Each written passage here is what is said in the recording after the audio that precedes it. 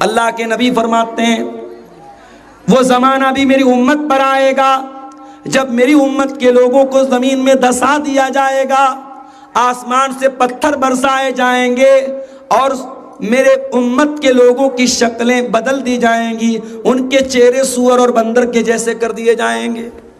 صحابہ نے پوچھا ہے اللہ کے نبی وہ دور کب آئے گا؟ آپ نے فرمایا اذا ظہرت القینات والمعازف، جب ناچنے گانے والیاں ان کے گھروں میں آ جائیں گی، یوزف علی رؤوسہم، ان کے سر کے اوپر ناچ گانا بجے گا، اپنے سروں کے اوپر وہ ناچ گانا بجائیں گے۔ اللہ اکبر۔ نبی نے ہیڈ فون کا نام نہیں لیا، نبی نے ایئر فون کا نام نہیں لیا، مگر نبی نے جو الفاظ استعمال کیے آج ہیڈ فون اور ایئر فون پر وہ اپلائی ہوتے ہیں، وہ بالکل سٹیک بیٹھتے ہیں کہ آج کا نوجوان اپنے ایئر فون لگا کر کے بیٹھ کر کے گانے سن رہا ہے۔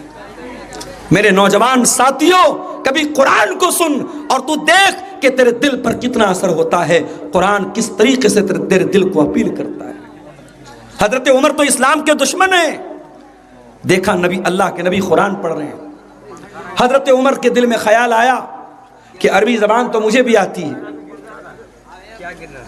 اے بھائی دیکھو، بیچ میں کوئی شور شرابہ ڈسٹرب مت کرو، بالکل پہلے میں بہت تھکا آ رہا آیا ہوں، مجھے اطمینان سے تقریر کرنا، تو بیچ میں کوئی بھی شور آئے گا میں ڈسٹرب ہو جاؤں گا۔ حضرت عمر نے کہا چلو میں سن کے دیکھتا ہوں قرآن کیسی کتاب ہے۔ اللہ کے نبی قرآن پڑھ رہے ہیں، حضرت عمر سن رہے ہیں۔ قرآن سنتے سنتے حضرت عمر کے دل میں خیال آیا اتنا اچھا کلام ہے، ضرور یہ شاعری ہے، پوئٹری ہے، کویتا ہے، محمد تو شاعر ہو چکے ہیں، شاعری سنا رہے ہیں۔ حضرت عمر کے دل میں خیال آیا، اللہ کے نبی نے قرآن کی آیت پڑھ دی سورۃ الحاقہ کی، وَمَا هُوَ بِقَوْلِ شَاعِرٍ قَلِيلًا مَا تُؤْمِنُونَ۔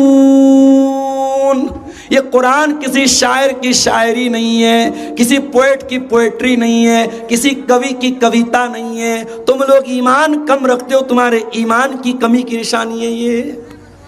جب یہ خیال، اس کی تردید ہو گئی تو حضرت عمر نے کہا اچھا یہ شاعری نہیں ہے تو یہ منتر ہوگا، یہ جادوگر کا جادو ہوگا، یہ کاہن کی کہانت ہوگی۔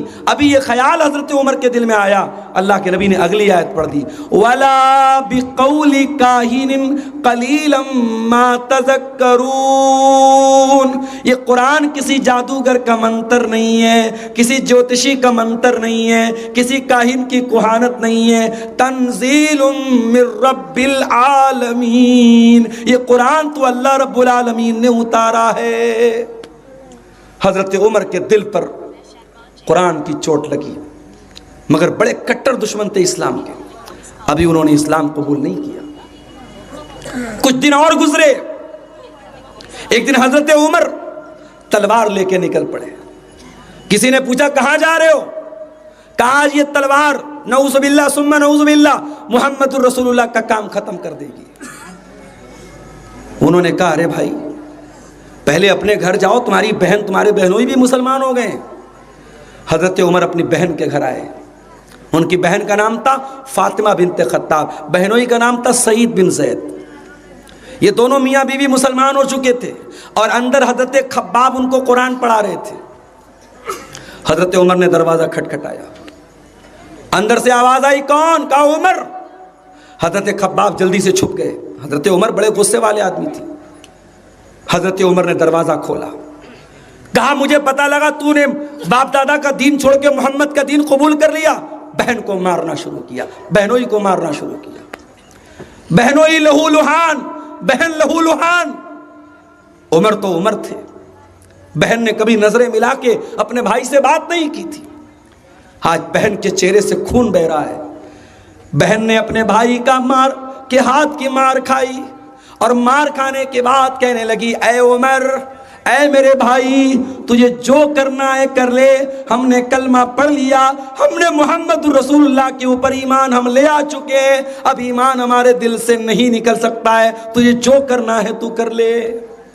جب بہن نے یہ بولا حضرت عمر سائلنٹ ہو گئے کہ میری بہن کبھی پلٹ کے جواب نہیں دیتی تھی، آج ایسا بول رہی ہے، اتنی ہمت اس کے اندر کیسے ہے؟ کچا ابھی تو کیا پڑھ رہی تھی، ذرا وہ کلام مجھے پڑھ کے سنا۔ بہن نے کہا نہیں، تو ناپاک ہے، تو نہیں پڑھ سکتا اس کتاب کو، جا پہلے تو غسل کر کے آ۔ حضرت عمر غسل کر کے آئے اور بہن نے قرآن رکھا سامنے۔ اس وقت جتنے قرآن کی آیتیں اتری تھی اتنی سامنے لا کے رکھ دی۔ اس میں سورہ طٰہٰ کی ابتدائی آیتیں حضرت عمر پڑھنے لگے۔ کبھی کسی اچھے قاری کی آواز میں یوٹیوب پر جائیے اور سورہ طٰہٰ کی تلاوت سنیے، ایئر فون لگا کے سنیے، واللہ اب اپنے دل، آپ کو عربی آتی ہو چاہے نہ آتی ہو، آپ ان آیتوں کا مطلب سمجھتے ہو یا نہ سمجھتے ہو، مگر سورہ طٰہٰ، سورہ رحمان، سورہ مریم، یہ وہ سورتیں ہیں میرے بھائیوں، جب ان کو کسی اچھے قاری کی آواز میں سنو نا تو ایسا لگتا ہے کہ بدن کے رونگٹے کھڑے ہو جاتے ہیں، ایسا لگتا ہے کہ دل کے اوپر قرآن کی آیتیں دریا کے پانی کی طرح بہہ رہی ہیں اور قرآن پر دل پر اثر کر رہی ہیں۔ حضرت عمر قرآن پڑھنے لگے، طٰہٰ ما انزلنا علیک القرآن لتشقی، اے نبی ہم نے یہ قرآن آپ پر اس لیے نہیں اتارا کہ آپ پریشانی میں پڑ جائیں، الا تذکرۃ لمن یخشی، یہ قرآن تو نصیحت ہے ہر اس انسان کے لیے جو اس قرآن کے اوپر غور کرے اور جس کے دل میں اللہ کا ڈر ہو۔ حضرت عمر نے جب قرآن کی آیتیں پڑھی، ان کے دل پر بہت پہلے جو قرآن کی چوٹ لگی تھی، آج اس چوٹ نے اثر دکھایا۔ کہا میری بہنا مجھے اپنے رسول کے پاس لے کے چل، میں بھی کلمہ پڑھنا چاہتا ہوں۔ اور اس کے بعد حضرت عمر آتے ہیں اور دار ارقم میں پہنچتے ہیں جہاں اللہ کے نبی موجود ہیں، اور جب دروازہ کھٹکھٹاتے ہیں اور صحابہ کرام جب ڈر جاتے ہیں کہ حضرت عمر آئے ہیں، جب دروازہ کھلتا ہے حضرت عمر کہتے ہیں اے اللہ کے نبی، اشہد ان لا الہ الا اللہ و اشہد انک رسول اللہ، میں گواہی دیتا ہوں اللہ کے سوا کوئی معبود نہیں، اور میں گواہی دیتا ہوں کہ آپ اللہ کے رسول ہیں۔ قرآن کی آیتیں سن کر اور قرآن کی آیتیں پڑھ کر حضرت عمر جیسا کٹھور دل کا انسان ایمان لے آیا۔ اب میں آپ سے وہی سوال کرتا ہوں جو قرآن 1400 سال پہلے ہم سے کر چکا ہے، الم یان للذین آمنوا ان تخشع قلوبہم لذکر اللہ، اے شراب پینے والو، اے جھوٹ بولنے والو، اے زنا کاری اور بدکاری کے گناہ میں ملوث ہو جانے والو، اے پردہ نہ کرنے والی لڑکیوں، اے حرام راستوں کی طرف جانے والے نوجوانوں، کیا ایمان والوں کے لیے ابھی وہ سمے نہیں آیا، کہ اب بھی وہ وقت نہیں آیا کہ اللہ کا کلام سن کر کے ان کے دل پگھل جائیں، وہ توبہ کر لیں، وہ اللہ کی بارگاہ میں آنسو بہا کر کے اپنے گناہوں کی معافی مانگ لیں۔ دنیا میں جب ہم کسی کے سامنے روتے ہیں نا تو دنیا والے کہتے ہیں یہ کمزور ہے اس لیے رو رہا ہے۔ کسی کے آنسو اگر کسی کے سامنے گر جائیں دنیا والے کہتے ہیں یار بڑا کمزور آدمی ہے، رونے لگا، مگر یہ آنسو جب اللہ کے سامنے گرتے ہیں میرے بھائی، ان آنسوؤں کی اللہ کے بڑی ویلیو ہے، بڑی قدر ہے۔ اللہ کے نبی فرماتے ہیں اللہ تعالیٰ کو دو چیزوں سے بہت محبت ہے، لیس شیء احب الی اللہ من قطرتین، دو قطرے اللہ تعالیٰ کو بہت پسند ہیں، قطرۃ دموع من خشیت اللہ، ایک اللہ کے خوف سے بہنے والا آنسوؤں کا قطرہ اللہ کو بہت پسند ہے، وقطرۃ دم تحرق فی سبیل اللہ، اور ایک خون کا قطرہ اللہ تعالیٰ کو بہت پسند ہے جو اللہ کی راہ میں بہایا جاتا ہے، وہ خون کا قطرہ اور وہ آنسوؤں کا قطرہ اللہ تعالیٰ کو بہت پسند ہے۔ ارے رونا ہے تو کبھی اللہ کے سامنے رو میرے بھائی، کبھی آنسو بہانا ہے اللہ کے سامنے آنسو بہاؤ، اور یقین کرو میرے بھائی اللہ کے سامنے گرنے والے آنسو کبھی بیکار نہیں جائیں گے۔ دنیا کے سامنے رو گے کمزور مانے جاؤ گے، ذلیل مانے جاؤ گے، اللہ کے سامنے رو گے اللہ تمہارے گناہوں کو معاف کرے گا۔ اللہ کے نبی فرماتے ہیں سبعۃ یظلھم اللہ فی ظلہ یوم لا ظل الا ظلہ، قیامت کے دن 7 ایسے لوگ ہوں گے جن کو اللہ تعالیٰ جب سورج 1 میل کی دوری پر ہوگا گرمی سے لوگ بے حال ہوں گے، اللہ تعالیٰ ان 7 خوش نصیبوں کو اپنے عرش کا سایہ دے گا۔ ان خوش نصیبوں میں ایک وہ انسان بھی ہوگا وَرَجُلٌ ذَكَرَ اللَّهَ خَالِيًا فَفَاضَتْ عَيْنَاهُ، جس نے اکیلے میں اللہ کو یاد کیا ہوگا اور اس کی آنکھوں سے آنسو بہہ پڑے ہوں گے، جس نے اکیلے میں توبہ کی ہوگی، اکیلے اکیلے میں اپنے گناہوں کو یاد کر کے میرے پیارے ساتھیوں یہ زندگی کتنے دن کی ہے، یہ زندگی کتنے دن کی ہے۔ ابھی ہماری ایک رشتہ دار ہیں، ہماری بہن لگتی ہیں، ہمارے بڑے ابا کی بیٹی ہیں، ابھی ان کی زبان میں کچھ تکلیف تھی، ڈاکٹر کو دکھایا گیا، چیک اپ، کیا ہو رہا ہے بھائی سائلنٹ کرو اس کو، کیوں بج رہا ہے بار؟ زبان میں تکلیف ہوئی، ڈاکٹر کو دکھایا گیا، چیک اپ کیا گیا، ڈاکٹر نے کہا کہ کینسر کا خطرہ ہے، کینسر کا خطرہ ہے، زبان کاٹنی پڑے گی۔ گھر میں رونا پیٹنا مچ گیا، بچے بے چین ہو گئے، میری ماں تو گونگی ہو جائے گی، شوہر بے چین، ابھی ان کی زیادہ عمر بھی نہیں، 40-42 سال عمر ہے۔ پھر کسی نے رائے دی کہ نہیں ممبئی لے کے جاؤ، ہمارے ایک دوست ہیں بنارس کے، آج فلائٹ سے ممبئی لے کر کے گئے، ممبئی میں ایک بہت بڑے ڈاکٹر ہیں کینسر کے، ڈاکٹر پردھان، ان کو لے جا کے دکھایا، انہوں نے کہا نہیں ڈرنے کی بات نہیں، کینسر نہیں ہے، اور کوئی بیماری ہے، آپ اس کا علاج کرائیے ٹھیک ہو جائے گی۔ کینسر کی بیماری آج بڑی تیزی سے عام ہو رہی ہے میرے بھائی، بیماریاں بڑی تیزی سے عام ہو رہی ہیں، اور ہم اور آپ نے تو وہ دور دیکھا ہے جو شاید پورے اتہاس میں بہت کم لوگوں نے دیکھا ہوگا۔ پچھلے کئی 100 سالوں میں ایسی بیماری، ایسا وائرس نہیں دیکھا گیا کہ باپ مر گیا ہو اور بیٹا اپنے باپ کی لاش کو ہاتھ لگانے کو تیار نہ ہو۔ بنارس کے ندی کے گھاٹ کے کنارے لاشیں پڑی ہیں، ہمارے غیر مسلم بھائیوں کو کوئی جلانے والا نہیں ہے، لاشیں ندی پر تیر رہی ہیں۔ کورونا کے دور میں ہم نے وہ منظر بھی دیکھا تھا، ان لاشوں کو کوئی آگ لگانے والا نہیں تھا۔ ممبئی کے ہمارے کچھ دوستوں نے بتایا، باپ مر گیا، بیٹا اپنے باپ کی لاش کو، جنازے کو ہاتھ لگانے کو تیار نہیں، کوڑے کی گاڑی میں رکھ کے لاش کو لے کے جایا جا رہا ہے۔ یہ منظر میرے بھائیوں پورے اتہاس میں کسی نے نہیں دیکھا جو ہم نے دیکھا ہے، پوری انسانی تاریخ میں شاید یہ منظر نہ آیا ہو۔ مسجدوں کے دروازے بند کر دیے گئے، خانے کعبہ میں کوئی نماز پڑھنے والا نہیں، خانے کعبہ میں بھی نماز بند، عید کی نماز ہم نے گھر میں پڑھی، بقرعید کی نماز ہم نے گھر میں پڑھی، یہ منظر بھی ہم نے میرے بھائیوں دیکھا ہے۔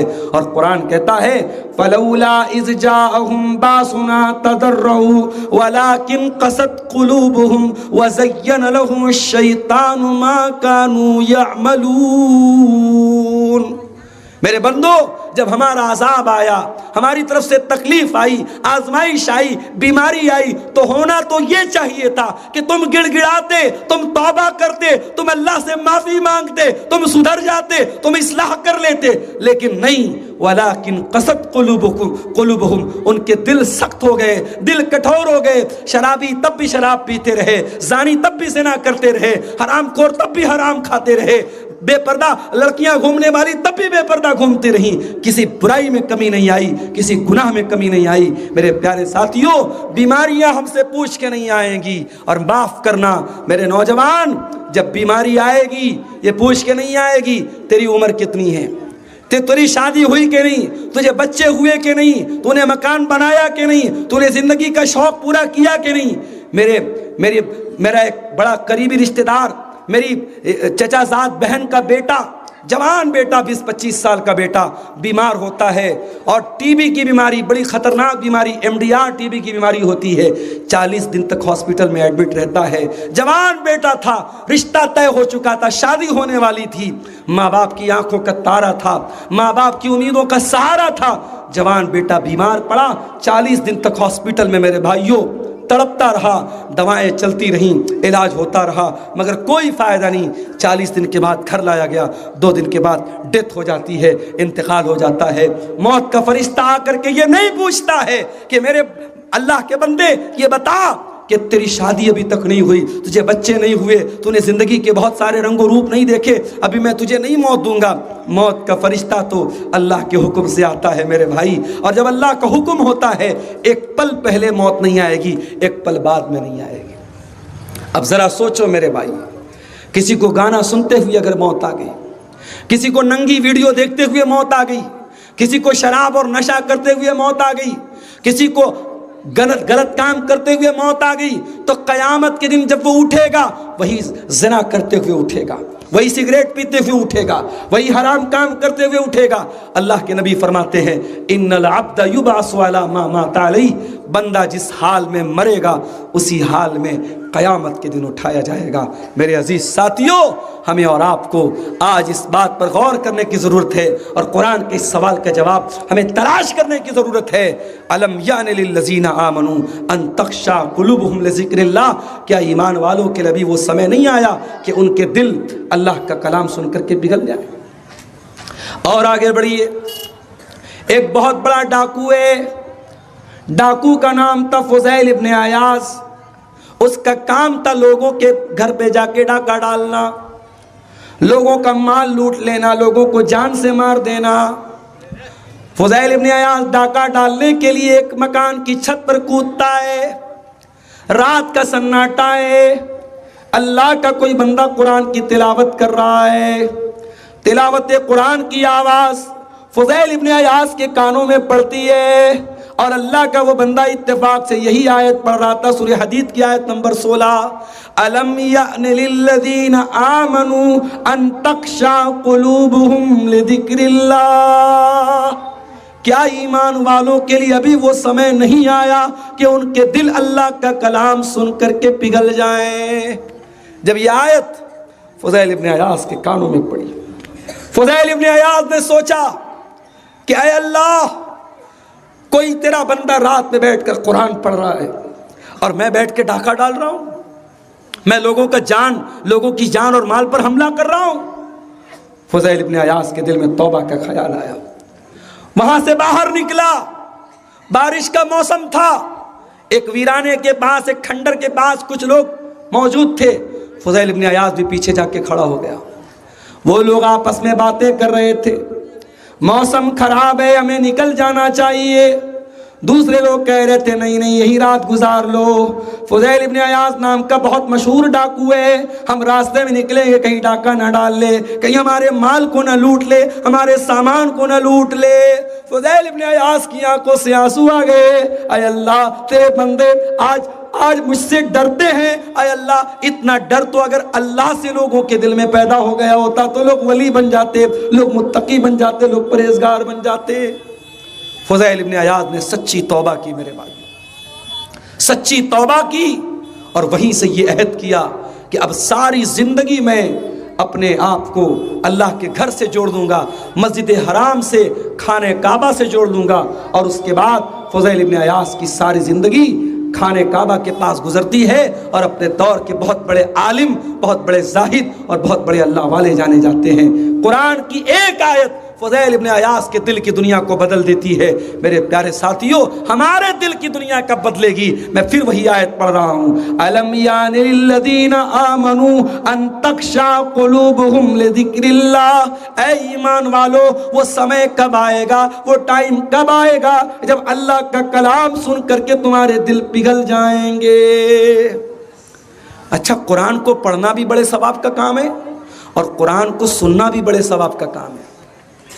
قرآن کو سننے میں بھی بہت ثواب ہے. ہمارے نبی قرآن پڑھتے بھی تھے اور قرآن سنتے بھی تھے. آئیے ایک واقعہ آپ کو سناتا ہوں. بخاری کی روایت ہے, اللہ کے نبی کے پاس ایک صحابی آتے ہیں, نام نوٹ کر لو, عبداللہ بن مسعود. عبداللہ بن مسعود یہ بڑے دبلے پتلے صحابی تھے, سنگل پسلی کے.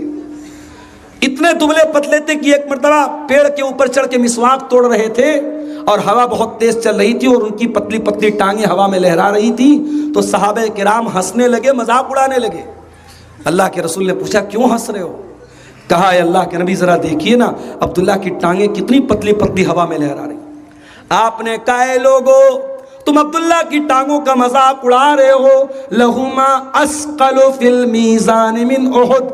قیامت کے دن جب اللہ تعالیٰ میزان کے اوپر, ترازو کے اوپر جب اعمال کو تولے گا, تو عبداللہ بن مسعود کی پتلی پتلی ٹانگیں احد پہاڑ سے بھی زیادہ وزندار ہوں گی. اس کا مطلب یہ ہوا کہ کسی کی باڈی اگر کمزور ہے, کسی کا جسمانی سراپا کمزور ہے, لیکن ایمان مضبوط ہے، عمل مضبوط ہے، کیریکٹر مضبوط ہے تو اللہ تعالیٰ کیا اس کا مقام بلند ہے۔ دنیا اس کو کیا سمجھتی ہے یہ میٹر نہیں کرتا، اللہ کے آپ کا ایمان دیکھا جائے گا، آپ کی باڈی، آپ کی خوبصورتی، آپ کا بال، آپ کی جو ہے آپ کے جو ہے شریر کتنا تگڑا ہے، اللہ تعالیٰ کا یہ میٹر نہیں کرتا، آپ کا ایمان اور عمل اللہ تعالیٰ کا میٹر کرتا ہے۔ عبداللہ بن مسعود اللہ کے نبی کے پاس آتے ہیں۔ اچھا، عبداللہ بن مسعود قرآن بہت اچھا پڑھتے تھے۔ جب یہ قرآن پڑھتے تھے تو اللہ کے نبی فرماتے ہیں اگر کسی کو قرآن بالکل تازہ تازہ سننا ہو، جیسا قرآن نازل ہوا ہے ویسا سننا ہو تو عبداللہ سے قرآن سن لو۔ اللہ کے نبی فرماتے ہیں عبداللہ چلو تم مجھے قرآن پڑھ کے سناؤ۔ اے اللہ کے نبی میں آپ کو قرآن کیسے پڑھ کے سناؤں؟ یہ قرآن تو آپ ہی کے اوپر اترا ہے، آپ تو خود صاحب قرآن ہیں، آپ کے اوپر قرآن اترا ہے، میں آپ کو قرآن کیسے پڑھ کے سناؤں؟ آپ نے کہا عبداللہ آج میرا جی چاہ رہا ہے کہ میں دوسرے کے منہ سے قرآن سنوں، میں تو قرآن پڑھتا ہی رہتا ہوں، آج میں قرآن کو سننا چاہتا ہوں، تم مجھے قرآن پڑھ کے سناؤ۔ اچھا کبھی آپ غور کیجئے گا، افریقہ کے اندر لوگ عام طور سے کالے کالے لوگ ہوتے ہیں مگر قرآن سے بڑی محبت کرتے ہیں۔ افریقن جتنے قاری ہیں نا ان کی آواز اللہ اکبر بڑی پیاری ہوتی ہے۔ ایک قاری کا نام بتا رہا ہوں، نوٹ کر لو، صوفی عبد الرشید، یوٹیوب پر جاؤ سرچ کر لینا، صوفی عبد الرشید، یہ افریقن ہے اور ان کی آواز بڑی روبدار آواز ہے، جب قرآن پڑھتے ہیں بڑا پیارا قرآن پڑھتے ہیں۔ تو افریقن لوگ جو ہوتے ہیں ان کی قرآن پڑھنے کا، چونکہ بچپن سے ہی میں نے ایک ویڈیو دیکھا کہ افریقہ کے اندر بڑے غریب علاقوں میں جہاں بڑی غربت ہے وہاں بھی چھوٹے چھوٹے بچے تختی پر قرآن لکھ لکھ کے پڑھ رہے ہیں۔ قرآن سے محبت وہاں کے بچے کے دل میں موجود ہے۔ اللہ ہمارے دلوں میں بھی قرآن کی محبت پیدا فرماتے ہیں۔ آج تو ہمارا حال یہ ہے ہم قرآن پڑھنے والوں کو حقیر سمجھتے ہیں، یہ مدرسے کا بچہ ہے۔ بچوں کو جب قرآن پڑھانے کی بات آتی ہے، عالم بنانے کی بات آتی ہے، حافظ بنانے کی بات آتی ہے تو بہت سے ماں باپ کہتے ہیں کیا بنے گا یہ حافظ بن کے، کیا کرے گا یہ عالم بن کے؟ ارے یہ کچھ نہ کرے، اگر یہ قرآن کا عالم بن گیا، قرآن کا حافظ بن گیا، قیامت کے دن تیری شفاعت کا ذریعہ بنے گا، تجھے جہنم کی آگ سے آزاد کرنے کا ذریعہ بنے گا، قیامت کے دن تیرے سر پہ تاج رکھا جائے گا، قیامت کے دن تجھے جوڑا پہنایا جائے گا اور دنیا کو بتایا جائے گا یہ حافظ قرآن کی ماں ہے، یہ حافظ قرآن کا باپ ہے، یہ قرآن کے عالم کی ماں ہے، یہ قرآن کے عالم کا باپ ہے۔ کوئی مس ورلڈ بن گیا، کوئی عورت مس ورلڈ بن گئی، کوئی مس انڈیا بن گئی، کوئی مسٹر انڈیا بن گیا، یہ بڑے بڑے دنیا میں ایوارڈ ملتے ہیں۔ ذرا سوچو قیامت کے دن تمام لوگوں کے سامنے جس ماں باپ کے سر پہ تاج رکھا جائے اس کے بچے کے حافظ ہونے کی وجہ سے وہ کتنا بڑا تاج ہوگا، وہ کتنا بڑا اعزاز ہوگا میرے بھائی۔ اس لیے قرآن پڑھنے پڑھانے والوں کو کبھی حقیر مت سمجھنا میرے بھائی۔ خیرکم من تعلم القرآن وعلمہ، سب سے بہترین انسان وہی ہے جو قرآن کو سیکھتا ہے اور قرآن کو سکھاتا ہے۔ آپ نے کہا عبداللہ تم مجھے قرآن پڑھ کے سناؤ، میں سننا چاہتا ہوں۔ حضرت عبداللہ بن مسعود کہتے ہیں میں سورہ نساء کی تلاوت کرنے لگا، اللہ کے پیارے نبی قرآن سننے لگے، میں پڑھ رہا ہوں اور اللہ کے نبی سن رہے ہیں۔ سنتے سنتے جب میں سورہ نساء کی آیت نمبر 31 کے اوپر پہنچا اور اس آیت کے اوپر میں پہنچا فَكَيْفَ إِذَا جِئْنَا مِن كُلِّ أُمَّةٍ بِشَهِيدٍ وَجِئْنَا بِكَ عَلَى هَؤُلَاءِ شَهِيدًا۔ اے نبی اس وقت آپ کا کیا حال ہوگا جب ہر امت میں سے ہم ایک گواہ بنائیں گے اور اے نبی آپ کی امت کے اوپر ہم آپ کو گواہ بنائیں گے۔ حضرت عبداللہ کہتے ہیں جب میں اس آیت کے اوپر پہنچا اللہ کے نبی نے فرمایا بس کرو، اے عبداللہ رک جاؤ، اسٹاپ کر دو، روک دو۔ جب میں نے نظریں اٹھا کے دیکھا فَإِذَا عَيْنَاهُ تَذْرِفَانِ، اللہ کے نبی کی دونوں آنکھوں سے آنسو بہ رہے تھے، اللہ کے نبی رو رہے تھے۔ قرآن کی اس آیت میں جس ذمہ داری کا احساس دلایا گیا تھا، جو ذمہ داری یاد دلائی گئی تھی، اس ذمہ داری کو یاد کر کے اللہ کے نبی رو رہے تھے۔ نبی کو اپنی ذمہ داری کا احساس ہے مگر ایک باپ کو اپنے باپ ہونے کا احساس نہیں ہے، ایک ماں کو اپنی ماں ہونے کا احساس نہیں ہے، ایک مدرسے کے ناظم کو اپنے ناظم ہونے کا احساس نہیں ہے، ایک جماعت کے ذمہ دار کو اپنے ذمہ دار ہونے کا احساس نہیں ہے۔ آج کرسی کی لڑائی ہوتی ہے، میں بہت زیادہ پالیٹکس میں نہیں رہتا مگر نظر رکھتا ہوں. سیمانچل کے علاقے میں جو تنظیمیں ہیں ہماری جمعیت کی، میں دیکھتا ہوں بڑی اٹھا پٹک چلتی رہتی ہے. واٹس ایپ پر کبھی کبھی میسج ملتے ہیں، کرسی اور عہدے کے لیے لوگ بڑا آپس میں لڑتے رہتے ہیں. اللہ ہم سب پر رحم فرمائے میرے بھائی. ذمہ داری، لوگ اس کو بڑا آسان سمجھتے ہیں، ذمہ داری بڑی خطرناک چیز ہے میرے بھائی. اور اگر آپ کوئی عہدہ نہیں ہے آپ کے پاس، لیکن اللہ نے اگر آپ کو اولاد سے نوازا ہے میرے بھائی، تو یہ اولاد بھی آپ کے کندھے پر ایک ذمہ داری ہے. میری ماں، آپ کی جوان بیٹی جلسے میں آئی ہے، آپ اس کو لے کے آئی ہیں، سجا کر کے، سنوار کر کے، میک اپ کروا کر کے، کریم پاؤڈر لگوا کر کے، اور بالکل خوبصورت کپڑے پہنا کے آپ لائی ہیں. آپ کی بیٹی بھی آپ کے کندھے پر امانت ہے. کہیں ایسا نہ ہو آپ تو بیٹھ کر کے جلسے میں تقریر سننے لگے اور آپ کی جوان بیٹی میلے ٹھیلے میں کہیں گھوم پھر رہی ہو. آج اپنے بچوں اور بچیوں کے بارے میں آنکھیں بند مت کرو، اندھا وشواس مت کرو. لڑکا کہاں جا رہا ہے، لڑکی کہاں جا رہی ہے. لڑکی کو آپ نے 1000 کا موبائل دلایا، اس کے پاس 25,000 کا موبائل کہاں سے آیا؟ کہ یہ پوچھنے کا ادھیکار آپ کو نہیں ہے. موبائل پر ریچارج آپ نہیں کرواتے، لڑکی کے موبائل پر ہر مہینہ ریچارج کون کروا رہا ہے؟ کہ جاننے کا ادھیکار آپ کو نہیں ہے. آپ کی بیٹی کالج پڑھنے جاتی ہے، 2 بجے اسکول کی چھٹی ہوئی، کالج کی چھٹی ہوئی، آپ کی بیٹی 5 بجے آ رہی ہے. کہ آپ کو یہ پتہ لگانے کا ادھیکار نہیں ہے کہ آپ کی بیٹی کہاں جا رہی ہے؟ تربیت کے معاملے میں میرے بھائیوں ہمیں اور آپ کو ذمہ دار بننا پڑے گا. ذمہ دار بنو، اور ویسے ذمہ دار بنو جیسے حضرت زکریا علیہ السلام ذمہ دار تھے. حضرت زکریا علیہ السلام نبی تھے اللہ کے، اور ایسے نبی تھے کہ دن رات مسجد میں رہتے تھے. اور ان کی سالی کی بیٹی تھی حضرت مریم، اور مریم کی جب ماں کا انتقال ہو گیا، نہ ماں تھی نہ باپ تھے، تو مریم کی پرورش کون کر رہا ہے؟ ان کے خالو کر رہے ہیں، حضرت زکریا علیہ السلام.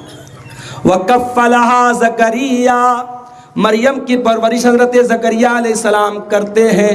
كُلَّمَا دَخَلَ عَلَيْهَا زَكَرِيَّا الْمِحْرَابَ وَجَدَ عِندَهَا رِزْقًا، جب بھی حضرت زکریا مسجد میں آتے ہیں، مریم کے پاس آتے ہیں، سیب کا موسم نہیں ہے، سیب موجود ہے، انار کا موسم نہیں، انار موجود ہے، آم کا موسم نہیں، آم موجود ہے.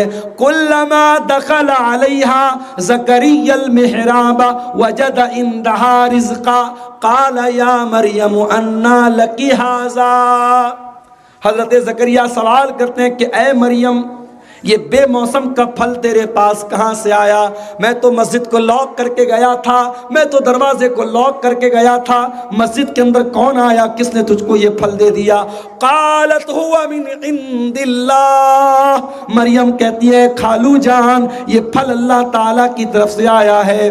اللہ تعالیٰ نے مجھ کو اپنی بندی کو یہ پھل دیا ہے، کرامت کے طور پہ اللہ تعالیٰ نے اپنی بندی کو یہ پھل دیا ہے. ان اللہ یرزق من یشاء بغیر حساب، اللہ جس کو چاہتا ہے بے حساب روزی دیتا ہے. حضرت زکریا نے دیکھا کہ اگر میری اس بھانجی کے پاس، میری سالی کی لڑکی کے پاس، مریم کے پاس اگر بے موسم کا پھل آ سکتا ہے تو میں 80 سال کا بوڑھا ہو چکا ہوں، مجھے اللہ اولاد کیوں نہیں دے سکتا ہے؟ ہنالک دعا زکریا ربہ، حضرت زکریا نے اللہ کی بارگاہ میں ہاتھ اٹھایا اور دعا کی، رب ہب لی من لدنک ذریۃ طیبہ انک سمیع الدعاء، اے اللہ تو مجھے نیک اولاد دے دے، نیک بیٹا دے دے. سب کی دعا کو تو سنتا ہے، تو میری بھی دعا سن لے. تو گارجین بنو تو ایسے بنو میرے بھائی، ذمہ دار بنو تو ایسے بنو. لڑکے اور لڑکیوں کی تربیت کرنا اس دور میں ماں باپ کے لیے بہت بڑا چیلنج ہے. میری 2 سال کی بچی ہے. موبائل آج کل بچے کہاں مانتے ہیں، لیکن ہم نے موبائل، ٹھیک ہے بچے لے رہے موبائل، لیکن موبائل کو مجبوری بنا دینا. بعض گھروں میں کیا ہوتا ہے، بچہ کھانا نہیں کھاتا جب تک موبائل ہاتھ میں نہ دے دو. یہ مجبوری بنا دیا آپ نے. موبائل کا اس قدر رسیا بنا رہے بچوں کو. یہ بچے جب بڑے ہوں گے، ان کی آنکھوں پر، ان کے دماغ پر، ان کے ذہن پر موبائل کا کتنا غلط اثر پڑے گا شاید آپ کو تصور نہیں ہے. کبھی آپ غور کیجئے گا، یہ چھوٹے بچے جو کارٹون دیکھتے ہیں، ہمیں لگتا ہے یار وہ تو یوٹیوب پر کارٹون دیکھ رہا ہے. وہ تو یوٹیوب پر بچوں کا پروگرام دیکھ رہے ہیں. کبھی غور کیجئے گا یوٹیوب پر آنے والے بچوں کے کارکرم میں, بچوں کے کارٹون میں بھی بہت خوبصورتی کے ساتھ سلو پوائزن, دھیرے دھیرے آپ کے بچوں اور بچیوں کو زہر دیا جا رہا ہے. بچوں کے, چھوٹے بچوں کے دماغ میں کیا ڈالا جا رہا ہے؟ ایک بوائے فرینڈ ہوتا ہے, گرل فرینڈ ہوتی ہے. لڑکا لڑکی میں ایک رشتہ ہوتا ہے گرل فرینڈ اور بوائے فرینڈ کا. اس کا انجام یہ ہوا ہے کہ آج جیسے ہی لڑکی جوان ہوتی ہے وہ بوائے فرینڈ کی تلاش میں نکل جاتی ہے, اور جیسے ہی لڑکا جوان ہوتا ہے وہ گرل فرینڈ کی تلاش میں نکل جاتا ہے. اور آج انسٹاگرام اور فیس بک اور واٹس ایپ نے وہ بے حیائی کا سیلاب پھیلا کے رکھا ہے میرے بھائیوں کہ بیان کے باہر ہے, بیان کے باہر ہے.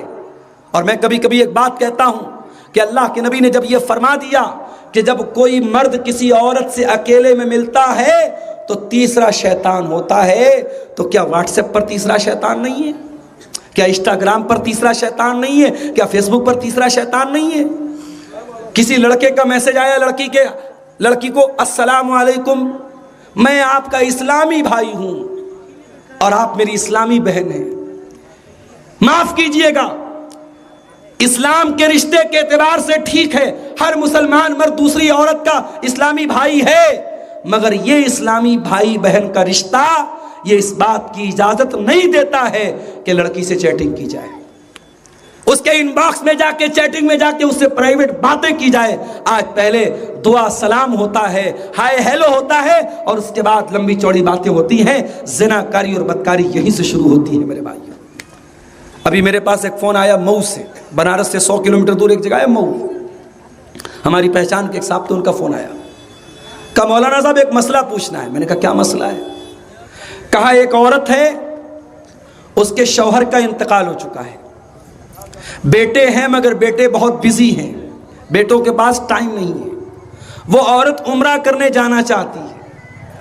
اس عورت کی جو دیورانی ہے, دیورانی سمجھتے ہیں نا, چھوٹے بھائی کی بیوی, تو دیورانی جو ہے وہ جا رہی عمرہ کرنے اور دیورانی اپنے بیٹے کے ساتھ جا رہی ہے. تو کیا وہ عورت اس لڑکے کی بڑی امی ہوئی, تو لڑکا اپنی بڑی امی کے ساتھ, یا یہ کہہ لیجئے کہ چچی اور بھتیجا, کیا وہ عمرہ کرنے جا سکتے ہیں؟ میں نے کہا ایک بات بتاؤ میرے بھائی, کیا بڑی امی کا رشتہ یا چچی کا رشتہ کیا شریعت کی نظر میں کیا یہ محرم کا رشتہ ہے یا غیر محرم کا رشتہ ہے؟ تو وہ کہنے لگے مولوی صاحب مجھے تو ایسا لگ رہا ہے غیر محرم کا رشتہ ہے. میں نے کہا لگ نہیں رہا ہے, صحیح بات یہی ہے. چچی جو ہوتی ہے وہ غیر محرم ہوتی ہے. ٹھیک ہے ہم لوگ احترام میں چچی کو چچی بولتے ہیں یا بڑی امی بولتے ہیں. بڑی امی یا چچی, اگر چچا کا انتقال ہو جائے یا بڑے باپ کا انتقال ہو جائے تو وہ عورت نکاح میں بھی آ سکتی ہے اپنے دیور کے لڑکے کے ساتھ, اس کے لیے غیر محرم ہے. تو جس مرد کے ساتھ نکاح ہو سکتا ہے وہ غیر محرم ہے. میں نے کہا وہ اس کے ساتھ عمرہ کرنے نہیں جا سکتی. تو کہنے لگے مولوی صاحب یہ مسئلہ ہم نے اپنے علاقے کے ایک بہت بڑے عالم شیخ اسد اعظمی حفظہ اللہ سے پوچھا تھا, جو ہمارے بھی استاذ لگتے ہیں. تو میں نے کہا جب آپ نے اتنے بڑے عالم سے یہ مسئلہ پوچھا تو پھر آپ نے مجھ سے کیوں پوچھا؟ کہنے لگے میں نے سوچا کنفرم کر لوں. میں نے کہا کنفرم نہیں کرنا تھا آپ کو, آپ یہ چاہتے تھے کہ اگر شیخ اسد اعظمی نے یہ فتویٰ دیا ہے اور یہ مسئلہ بتایا ہے کہ اپنے چچی اپنے بھتیجے کے ساتھ عمرہ کرنے نہیں جا سکتی, تو آپ نے عبدالغفار صاحب کے پاس فون کر کے مسئلہ اس لیے پوچھا تاکہ آپ کو کوئی گنجائش مل جائے. آج کل یہ بھی مسئلہ چل رہا ہے کہ لوگ مسئلہ پوچھتے ہیں علماء سے, مسئلہ پوچھنے کے لیے نہیں بلکہ اپنا راستہ نکالنے کے لیے اور گنجائش نکالنے کے لیے راستہ پوچھتے ہیں. میرے بھائیوں, اپنے گھروں میں محرم غیر محرم کا فرق کیجئے. کتنے گھروں میں آج محرم غیر محرم کا کوئی فرق نہیں. جیجا اپنی سالی کو لے کے گھوم رہا ہے بائک سے, دیور اپنی بھابھی کے ساتھ مٹر گشتی کر رہی ہے, بائک پر گھوم رہی ہے اور ادھر ادھر تفریح کرنے جا رہی ہے. کیا آپ کو نہیں معلوم کہ دیور بھابھی کا رشتہ کیسا ہے؟ اللہ کے نبی نے دیور کو بھابھی کے لیے موت قرار دیا ہے. اللہ کے نبی نے جیجا کو سالی کے لیے موت قرار دیا ہے. اور معاف کرنا, جس طریقے سے آپ اپنی جوان بیٹیوں کو اپنے گاؤں کے جوان لڑکوں سے پردہ کراتے ہیں، اس کے خالہ کے لڑکوں سے، اس کے ماموں کے لڑکوں سے، اس کے چاچا کے لڑکوں سے، اس کے تایا کے لڑکوں سے بھی پردہ کرائیے۔ یہ رشتے بھی آپ کی جوان بیٹی کے لیے غیر محرم ہیں۔ جو رشتے غیر محرم ہیں آپ کی جوان بیٹی کو ان سے پردہ کرنا چاہیے۔ آج حالات بہت برے ہیں میرے بھائی۔ کل رات میں میرا پروگرام تھا مبارک پور کا علاقہ، مولانا صفی الرحمان مبارک پوری کے گاؤں میں، حسین آباد میں میرا پروگرام تھا۔ اور آپ کو معلوم ہوگا بنارس، مئو اور مبارک پور یہ 3 علاقے ایسے ہیں جہاں کے بارے میں یہ بات بہت مشہور ہے کہ وہاں بہت اچھا ماحول ہے، مسلم علاقہ ہے، اسلامی ماحول ہے، اور وہاں کی عورتیں بہت پردہ کرتی ہیں۔ یہ ساری باتیں بہت مشہور ہیں، مگر اب دھیرے دھیرے ہر جگہ کا ماحول خراب ہو رہا ہے۔ میں کار سے جا رہا تھا بنارس سے مبارک پور، راستے میں جب مبارک پور پہنچنے والا تھا دیکھا ہماری کار کے آگے ایک اور کار جا رہی ہے، اور اس کار میں وہ کار آج کل جو چلی ہے نا جس میں اوپر کا حصہ کھول دیتے، اس کو اوپن روف والی کار بولتے ہیں، وہ اوپن روف والی کار تھی، وہ اس کی چھت کو کھولا گیا اور 3-4 برقع نشین لڑکیاں اس میں سے کھڑی ہو کر کے سیلفی لے رہی ہیں اور اپنا کھڑی ہو کر کے موج مستی کر رہی ہیں اور جا رہی ہیں اور پورے زمانے کو دکھا رہی ہیں کہ ہم نقاب میں تو ہیں، مگر یہ نقاب ہمیں پردے میں رکھنے کے لیے نہیں ہے۔ ہم نقاب میں رہ کر کے بھی مٹر گشتی کرتی ہیں، ہم نقاب میں رہ کر کے بھی بے حیائی کرتی ہیں۔ میرے پیارے ساتھیوں، اسی لیے میں کہتا ہوں کہ مسلمان عورت کو صرف نقاب پہنا دینا یہ کافی نہیں ہے، آپ کو تربیت کرنی پڑے گی، آپ کو سکھانا پڑے گا اپنی بچیوں کو کہ تو نقاب کیوں پہنتی ہے، تجھے نقاب پہننے کا حکم کیوں دیا گیا۔ اس لیے بعض علماء کہتے ہیں کہ قرآن کی 2 سورتیں عورتوں کو ضرور سکھائی جائیں، ایک سورہ نور ضرور سکھائی جائے، ایک سورہ احزاب ضرور سکھائی جائے۔ کبھی موقع ملے اپنے گھر کی عورتوں کو سورہ نور اور سورہ احزاب یہ ترجمہ اور تفسیر کے ساتھ ضرور اپنی بہنوں کو سکھا دیجئے، اس میں بڑا سبق ہے آپ کے گھر کی عورتوں کے لیے۔ یا ایھا النبی قل لازواجک وبناتک، اے نبی اپنی بیویوں سے کہہ دیجئے، اپنی بیٹیوں سے کہہ دیجئے، وَنِسَاءِ الْمُؤْمِنِينَ اور تمام مومنہ عورتوں سے کہہ دیجئے، یُدْنِینَ عَلَیہنَ مِن جَلَابِیبِہنَ، جب وہ اپنے گھر سے نکلے تو چادر ڈال کے نکلیں، نقاب پہن کر کے نکلیں، برقع پہن کر کے نکلیں، ذَلِکَ أَدْنَىٰ أَن يُعْرَفْنَ فَلَا يُؤْذَيْنَ، یہ پردہ پہچان بن جائے گا، یہ نقاب پہچان بن جائے گا کہ یہ عزت دار گھر کی لڑکیاں ہیں، یہ عزت دار گھر کی عورتیں ہیں، اور کوئی ان کو چھیڑنے کی جرات نہیں کرے گا۔ میرے بھائیوں، آج حالات یہ ہیں، انڈین ٹیم کا کرکٹر تھا عرفان پٹھان، اس کا باپ ایک مسجد میں اذان دیتا تھا، عرفان پٹھان کا فوٹو جب بھی آتا تھا سوشل میڈیا پر اس کی بیوی ہمیشہ پردے میں رہتی تھی، میڈیا والے ٹرول بھی کرتے تھے، عرفان پٹھان اتنا بڑا کھلاڑی ہے، اتنے پیسے والا کھلاڑی ہے، اتنی دولت اس کے پاس ہے، اور بیوی ہمیشہ پردے میں رہتی ہے۔ لیکن ابھی کچھ دنوں پہلے عرفان پٹھان صاحب کی جو بیوی ہے ان محترمہ کا بغیر یعنی چہرہ، نقاب میں تو ابھی بھی ہیں مگر چہرہ اوپن کر کے اب ان کا فوٹو دھیرے دھیرے سوشل میڈیا پر آنے لگا۔ یعنی اب پیسہ جب زیادہ ہو گیا، ترقی آ گئی گھر میں، ماڈرنائزیشن آ گیا، تو ہمارے مسلمانوں میں ایک بڑا مسئلہ یہ ہے کہ جس کے پاس 4 پیسے آ جاتے ہیں اس کو اسلام کی باتیں اور دین کی باتیں بکواس لگنے لگتی ہیں۔ پیسہ آیا پردہ گیا، پیسہ آیا داڑھی گئی، پیسہ آیا گھر کے اندر سے حیا گئی۔ میرے بھائی، پیسہ کماؤ، دولت کماؤ، اسلام آپ کو دولت کمانے سے منع نہیں کرتا ہے، مگر ایسی دولت مت کماؤ جو دولت آپ کے دین کو برباد کر دے، جو آپ کے گھر کی حیا کو برباد کر دے، جو آپ کے گھر کے پردے کو برباد کر دے۔ کیا عثمان غنی پیسے والے نہیں تھے؟ کیا عبد الرحمن ابن عوف پیسے والے نہیں تھے؟ کیا حضرت عباس پیسے والے نہیں تھے؟ صحابہ میں کروڑ پتی صحابہ بھی تھے، صحابہ میں ارب پتی صحابہ بھی تھے، صحابہ میں بڑی بڑی جائیداد کے مالک صحابہ بھی تھے، ان کے پاس دولت تھی، زمین تھی، جائیداد تھی، پیسہ تھا، روپیہ تھا، مگر صحابہ کرام نے کبھی دین کو نہیں چھوڑا۔ میرے بھائیوں، دولت کماؤ مگر دین کو مت چھوڑو۔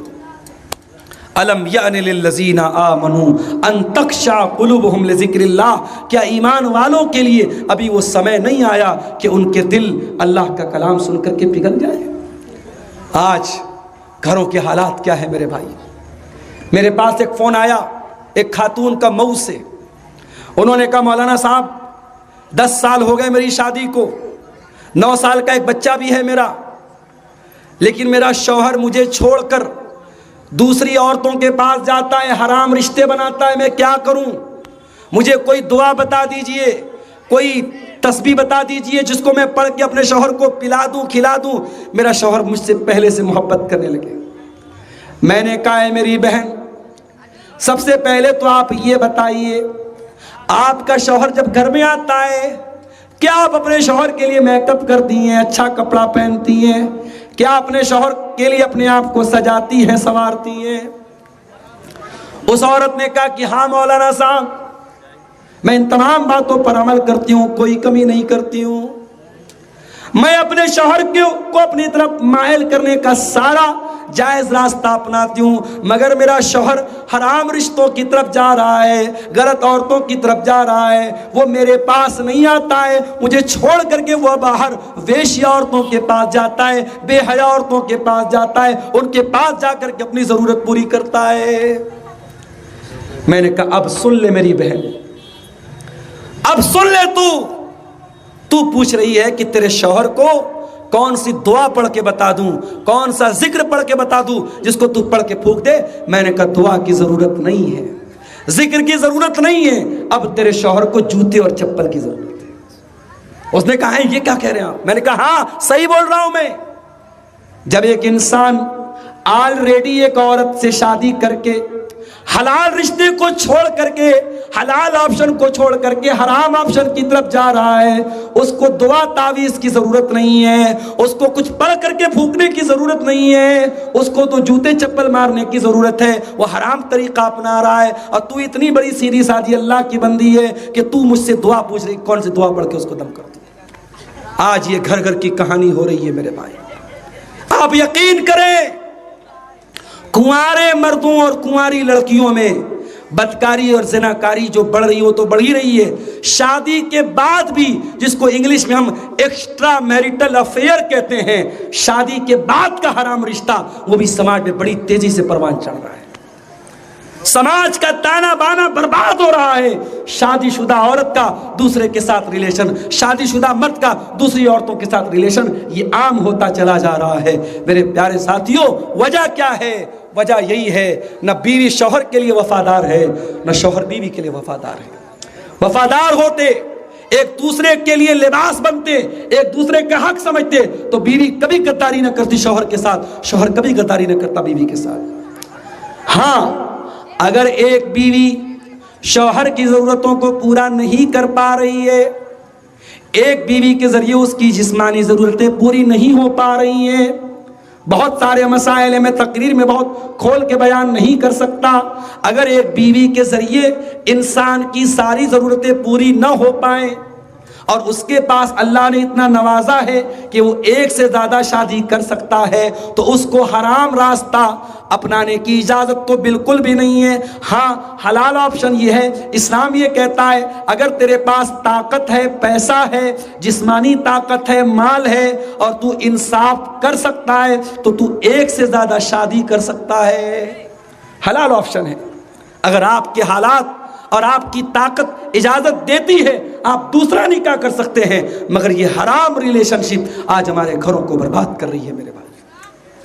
اپنے گھروں میں دین کا ماحول پیدا کرو میرے بھائی، دیندار، بیوی بھی دیندار ہو، شوہر بھی دیندار ہو، شوہر نماز نہ پڑھے تو بیوی شوہر کو نمازی بنائے، بیوی نماز نہ پڑھے تو شوہر بیوی کو نمازی بنائے، یہ ماحول اپنے گھر میں پیدا کرو۔ مجھے اللہ کے نبی کی وہ حدیث یاد آتی ہے، اللہ کے نبی فرماتے ہیں رحم اللہ رجلا قام من اللیل، اللہ تعالیٰ کی رحمت برستی ہے اس انسان کے اوپر جو رات میں اٹھ کر کے تہجد پڑھتا ہے، وَأَيْقَظَ امْرَأَتَهُ، اور اپنی بیوی کو بھی اٹھاتا ہے، اگر بیوی انکار کر دیتی ہے تو بیوی کے چہرے پر پانی ڈالتا ہے، چل اٹھ تو بھی میرے ساتھ نماز پڑھ۔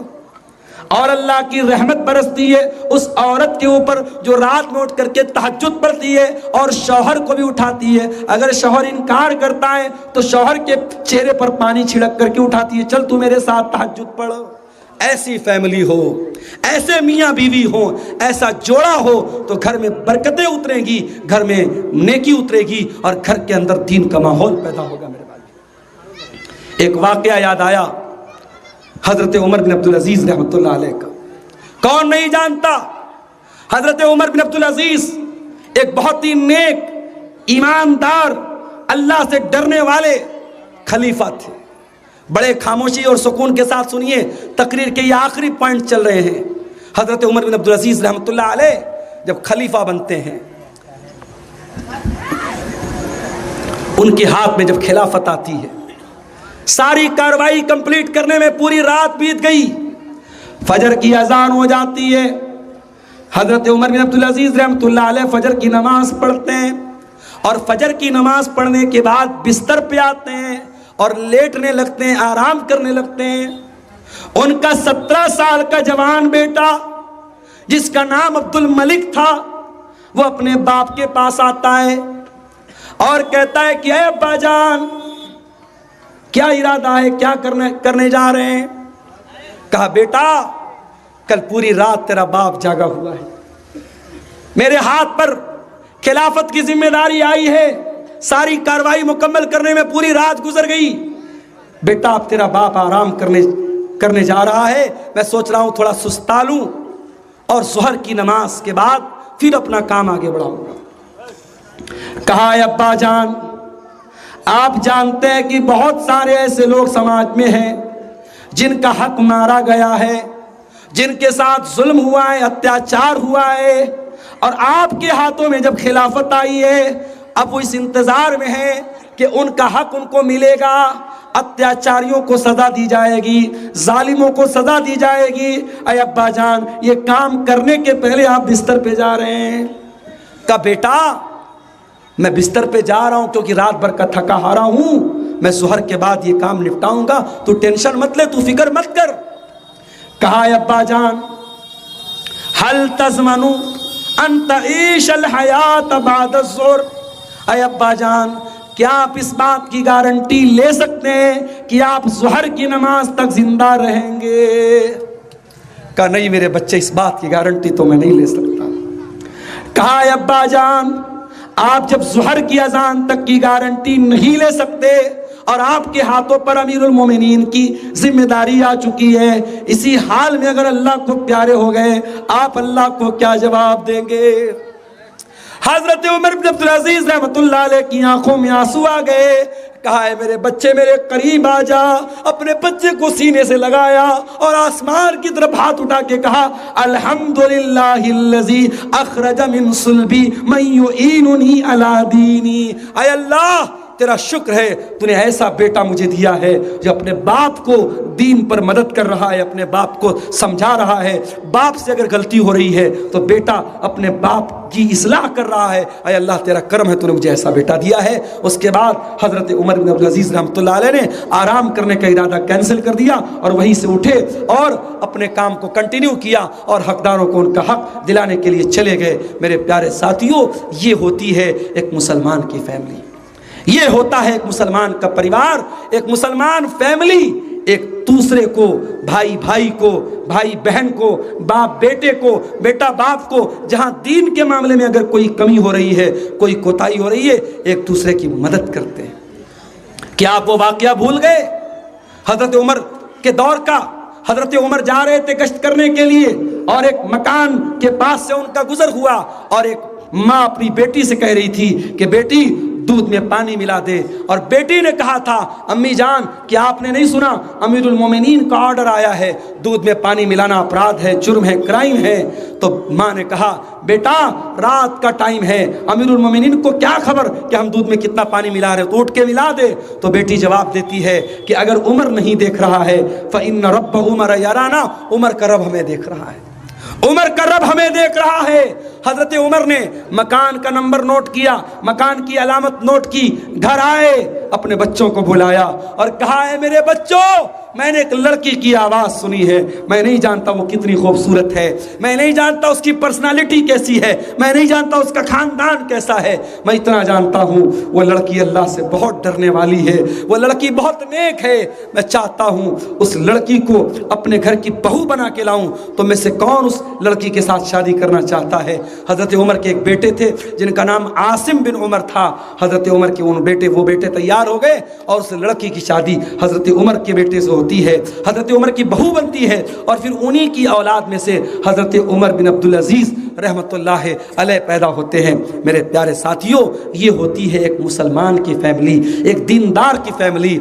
मेरे अजीज़ों, अपनी फैमिली से हम सब बहुत प्यार करते हैं, बहुत मोहब्बत करते हैं। बच्चों से हम बहुत प्यार करते हैं। बच्चों को ज़रा सी अगर खरोच भी लग जाए हम बेचैन हो जाते हैं। बच्चों को ज़रा सी चोट लग जाए माँ और बाप तड़प जाते हैं। क्या हमें और आपको हमारी जिम्मेदारी नहीं है कि अपनी फैमिली को, अपने परिवार को, अपने बच्चों को हम जहन्नम की आग से बचाने का इंतज़ाम करें? कुरान करीम हमें हमारी ये जिम्मेदारी याद दिलाता है। और कुरान में अल्लाह हमसे कहता है, या अय्युहल्लज़ीना आमनू कू अनफुसकुम व अहलीकुम नारा वक़ूदुहन्नास वल हिजारा। ऐ ईमान वालो, अपने आप को भी जहन्नम की आग से बचाओ और अपने घर वालों को भी जहन्नम की आग से बचाओ। कभी आपने देखा है आग में जलने के बाद बॉडी का क्या हाल होता है? नहीं देखा है तो ज़रा गाज़ा, फ़लस्तीन के शहर गाज़ा के वीडियोस आप जाके देख लीजिए। छोटे छोटे बच्चे खेल रहे हैं, अचानक ड्रोन का हमला होता है और बच्चों के चीथड़े उड़ जाते हैं। और वो दुनिया जिसे कुत्तों की बड़ी फिक्र है, जिसे चूहों की बड़ी फिक्र है, जिस दुनिया में जानवरों के अधिकार के लिए बड़े बड़े इदारे कायम हैं, उस दुनिया के कानों पर जू नहीं रेंगती है। गाज़ा लुटता रहा, बच्चे तड़पते रहे, माएँ बेवा होती रही, बच्चे यतीम होते रहे, उनके घर जलते रहे, पूरा गाज़ा तबाह कर दिया गया। और आज भी इस्राइल दुनिया का हीरो बना हुआ है और दुनिया की बड़ी बड़ी ताकतें उसका सपोर्ट कर रही हैं। मगर याद रखो मेरे भाई, कुरान का वादा है, अल्लाह का वादा है। क्या है नबी, बता दीजिए इन जालिमों को अनकरीब मालूम हो जाएगा अय्यमुनक़लबिन यनक़लिबून, कि इनका अंजाम क्या होने वाला है। इन जालिमों को बहुत जल्द पता चल जाएगा। जुल्म का अंजाम कभी बेहतर होने वाला नहीं है।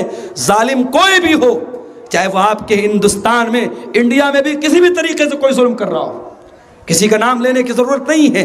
अगर किसी बेकसूर को अगर मारा जा रहा है, उसके घर को गिराया जा रहा है, उस पर जुल्म और सितम किया जा रहा है, इस जुल्म के ऊपर मीडिया खामोश हो जाए, बड़े बड़े लीडर खामोश हो जाएं, मगर अल्लाह तबारक व तआला की नजरों में सब कुछ है मेरे भाइयों, उसके इल्म में सब कुछ है, वो सब देख रहा है, सब सुन रहा है। और अल्लाह की अदालत में हर जालिम को अपने अंजाम तक पहुंचना है इंशाअल्लाह। याद रखो मेरे भाई, याद रखो, जालिम का अंजाम बहुत बुरा होने वाला है।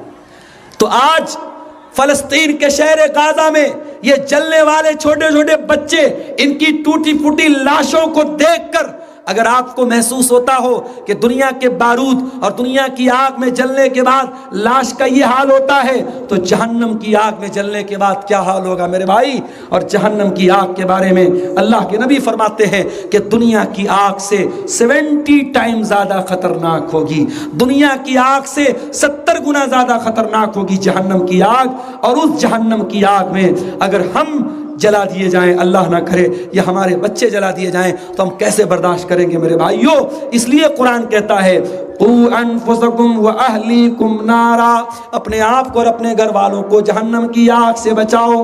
वक़ूदुहन्नास वल हिजारा, वो गैस से नहीं जलेगी, वो लकड़ी से नहीं जलेगी, वो कोयले से नहीं जलेगी। जहन्नम की आग का ईंधन इंसान और पत्थर होंगे, वो इंसानों से जलेगी, वो पत्थरों से जलेगी।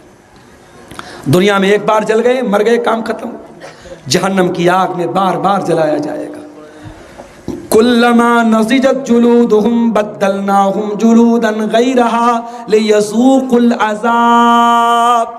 जब एक बार उनकी चमड़ी जल जाएगी, अल्लाह तबारक व तआला नई चमड़ी चढ़ा देगा ताकि बार बार जलने की तकलीफ उनको दी जाए। अब मेरे भाइयों, जरा अपने दिल पर हाथ रख के बताओ, क्या हम बर्दाश्त करेंगे हमारे बच्चे हमारे सामने जल जाएं, हमारी बीवी हमारे सामने जहन्नम की आग में जला दी जाए? हम सोच भी नहीं सकते, हम तसव्वुर भी नहीं कर सकते। जब हम नहीं सोच सकते, नहीं तसव्वुर कर सकते, तो कुरान की आयत पर अमल करो। क़ू अनफुसकुम व अहलीकुम नारा, अपने आप को और अपने घर वालों को जहन्नम की आग से बचाने का इंतजाम करो। मेरे प्यारे साथियों, किस बात का आप इंतजार कर रहे हैं?